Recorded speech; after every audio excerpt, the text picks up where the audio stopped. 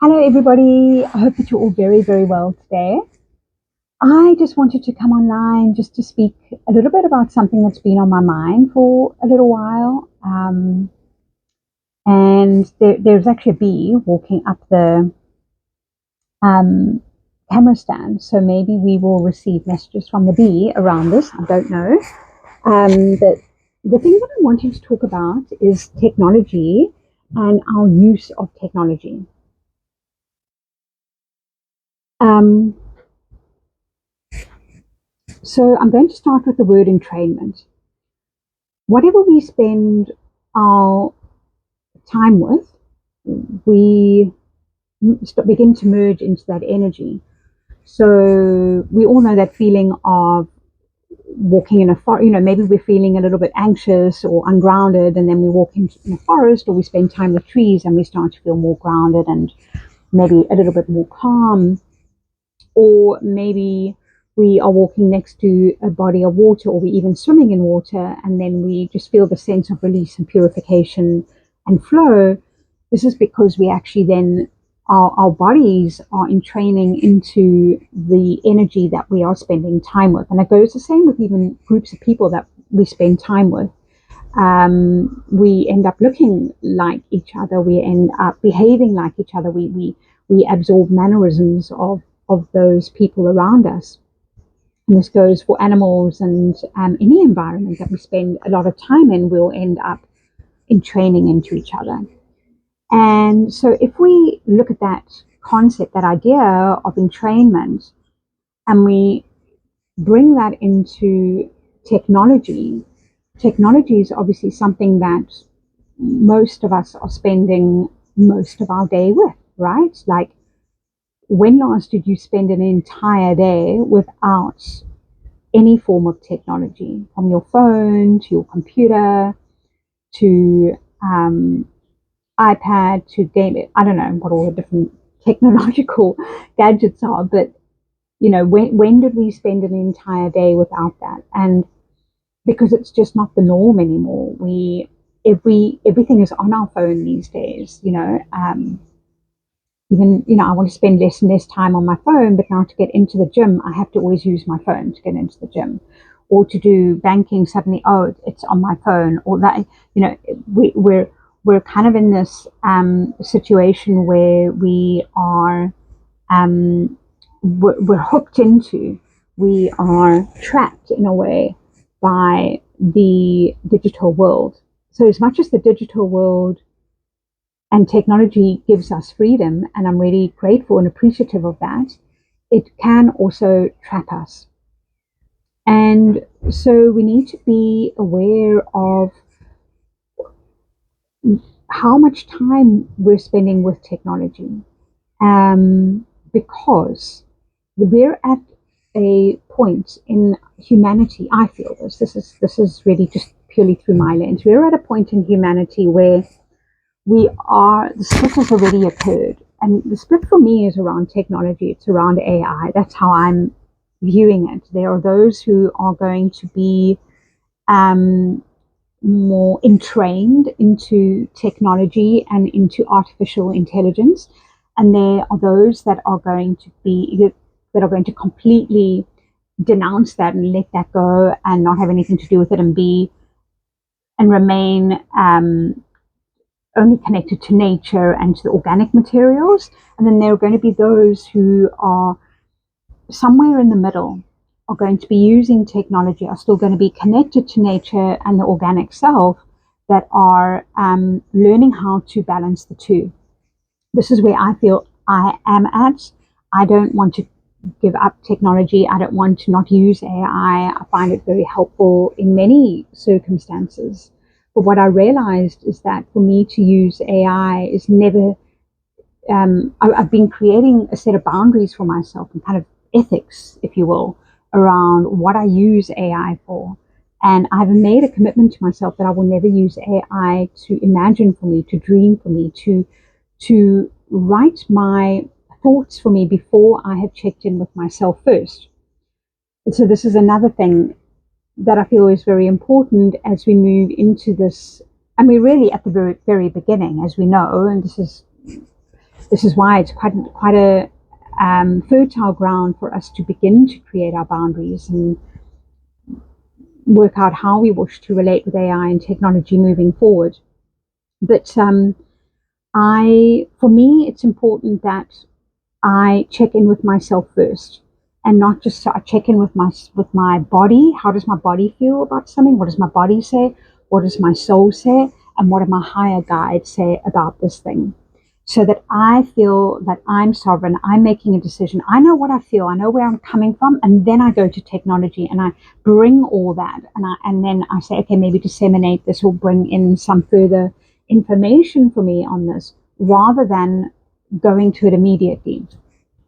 I was speaking to a friend the other day, and she had realized that what she had been doing was turning to AI for answers and guidance to things without turning to her friends first. I'd noticed that she wasn't really contacting me that often for kind of, hey, what do you think about this or that? And then, yeah, we had a conversation, and she said that actually she'd realized that she'd been turning to AI rather than her friends. And that's a tricky place to be in, because then we start losing touch with our community. We start losing touch with actually the art of discussion, the art of dreaming together in a group. And so what do we want to become? Are we becoming this AI machine? Because eventually we will become that. Again, this is from my lens, how I'm seeing it. Those who are going to only really be working with AI like all day long. They're with technology all day long. They can't let go of their phone. Everything is about checking in with ChatGPT or whatever AI tool you use. Everything is about looking up things on Google. That's another thing, I've committed to stop doing, is looking up things on Google just for the sake of it. If I have a question about something, I'll see if I can ask somebody rather and get an answer from them. And it's amazing how many people I've done that with, and then they send me a Google link, or they look it up on Google or something, and I'm like, hey, no, I actually just wanted to open up a discussion around this, right? So I don't think we even realize that we're doing it. These things, they pull us in very, very, very slowly, subtly. We need it until we realize one day we can't do without it. And I don't want to lose that ability to entrain into the group mind, the hive mind, the bee, that which works together, that which comes together, that which supports the queen, that which works as one mind. So, are we going to work as one mind with technology? Are we going to work as one mind with nature? Are we going to work as one mind, and we're going to kind of be open to all of it? How much sovereignty are we holding on to? And what boundaries are we setting for ourselves? Do we get AI to write for us? Do we have everything on our phone? Do we have to have our phone on all the time? So another commitment I've given to myself. I don't always do it, but it's something that is there in my mind, is that I like to keep my phone off for more hours than I have it on during the day. It just gives me a sense of sovereignty over it. It's like I'm not a slave to this phone.